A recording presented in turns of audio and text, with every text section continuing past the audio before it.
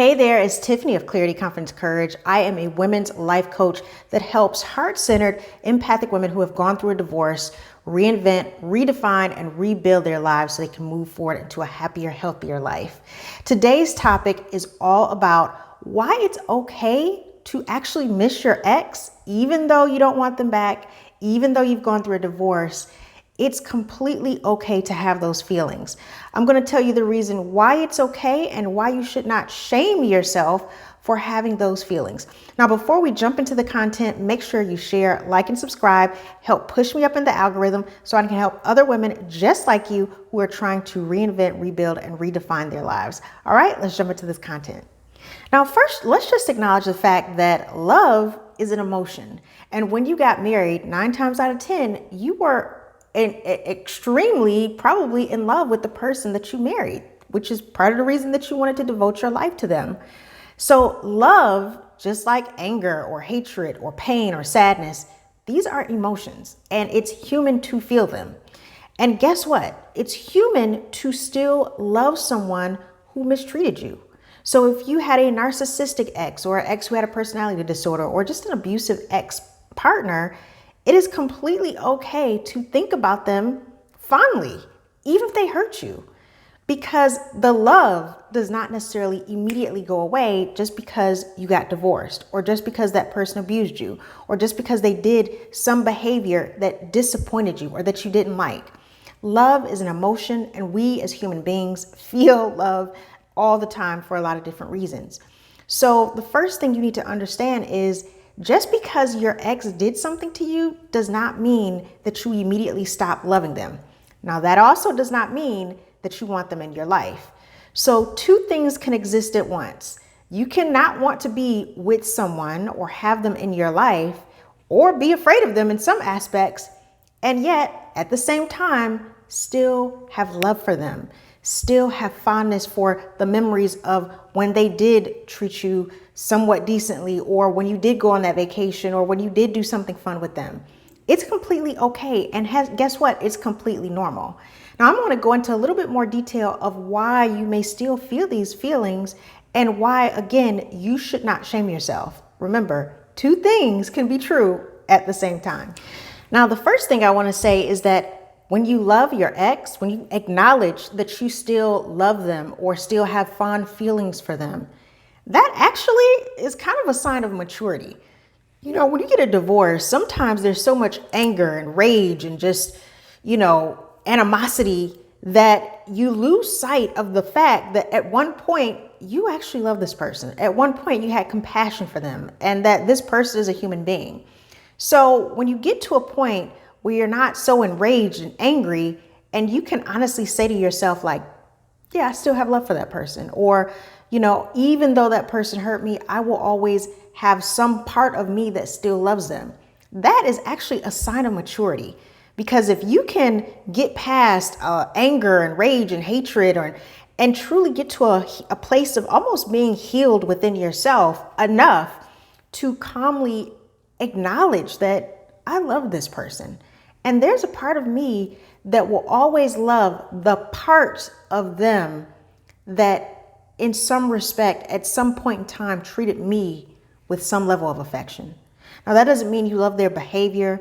You didn't love what they did to you. You didn't love, maybe if they hurt you, if they abused you, but it's okay. And it's a sign of maturity to acknowledge, like, yeah, I still have some fond memories and feelings for my ex, and I wish them well.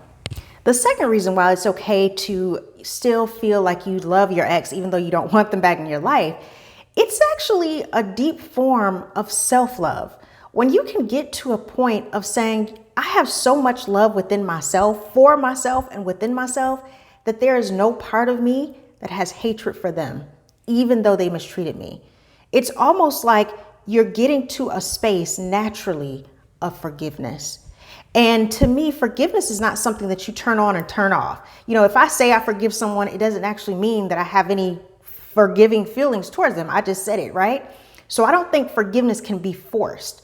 But I think when you get to a point where you have enough love within yourself and you've moved on with your life and you're comfortable within yourself and you love yourself, where you can look at your ex and say, you know what?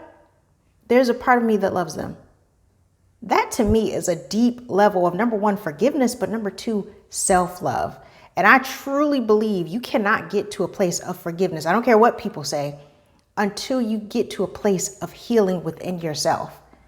And I feel like that should actually be another topic for a video when it comes to forgiveness. I hate it when people, tell you to hurry up and forgive someone after they've hurt you. You can't. You emotionally cannot do that until you have healed. And healing takes time. Therefore, getting to forgiveness takes time. So I think that when you can look at someone that has hurt you deeply or abused you and say, you know what, there's a part of me that will always have a certain level of love for them. That to me tells me that you have healed a good portion of your pain and you love yourself and you've risen above the anger and the hatred and you've reached kind of a level of forgiveness within yourself, but maybe for that person. So the second reason why it's completely okay to love your ex is because it is a sign of deep self-love and maybe in some respects, a level of forgiveness. The third reason why I think it's completely okay to acknowledge that you still love your ex, even though you don't want them back, is because it helps you to understand that you might be at a level of closure. I think that when you hold on to, a significant amount of hatred or anger for someone, or you can't see past what they did, it just kind of stops you or impedes you from having a level of emotional closure. That person may have been a terrible person to you. They may have treated you wrong and they never apologized. They never said they were sorry. And guess what? It doesn't mean that you can't move on and have closure. So to me, when you get to a point where you can acknowledge, like, you know what, that person did me really dirty and it was really awful, but I wish them well. I still have a certain level of love for them when I think about some of the good memories that we had, and I'm not angry. To me, that is also a form of closure for you. Like you're able to close it up and be done with it. You don't have those anger and rageful feelings anymore. When somebody says their name, you don't get triggered anymore. It's like you don't care. And when I say you don't care, you still may have loving feelings for them. You don't want anything bad to happen to them, but you don't even care if another person mentions their name or if somebody says, oh, this happened to them or something really good, positive happened to them. You're indifferent.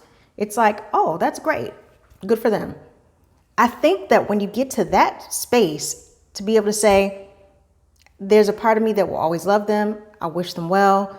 If something bad happens, that's unfortunate. If something good happens, good for them. You become that level of indifference. That to me helps you to get to that space of closure. And I think that when you feel those feelings, you can actually be proud of yourself because you're like, you know what? I have closure. It really is over for me. It's emotionally over. It's physically over. I can acknowledge out loud, like, yes, there's a part of me that will always love that person, but I'm pretty indifferent to them right now. I don't really care what happens to them. I don't want anything bad to happen to them, but it doesn't affect me anymore. I'm not triggered. I'm not angry. I don't get emotional. I don't cry. I am able to say that I'll always love them on a certain level and I wish them well. That to me signals a level of closure. So I hope that was helpful. I think there's so many videos sometimes of people trying to say, that they're ashamed or, why can't they get to forgiveness? They're so enraged. They're so angry. But I don't think there's a lot of videos that talk about, what do you do when you still love someone, but you don't want them in your life? Like, what does that mean for you? It doesn't mean that you're a bad person or you should be ashamed. How some people will say, oh, that person abused you. You should never want to talk to them again. You should want to, rake them through the coals. If that's not where you are, if you're like, actually, they did abuse me. They did mistreat me. They were a terrible person. And there's a part of me that still loves them. You can say that. It doesn't make you bad. And it's not something to be ashamed of. Again, love does not have an expiration date and you're a human. And you can be in a state where you can absolutely not want to be in that person's life, absolutely not want to have anything to do with them, and still say, you know what? There's a part of me that will always love them, but I'm glad they're gone. I'm glad the relationship is over. I'm over it. I have closure. I've moved on. I'm indifferent to them. I don't want them in my life, and I want to make sure that I'm staying safe. But yeah, I can acknowledge that there's a piece of me that will always love them. That's perfectly okay. All right, so I hope you enjoyed the video. I hope you are loving these videos so far. Definitely subscribe to the channel.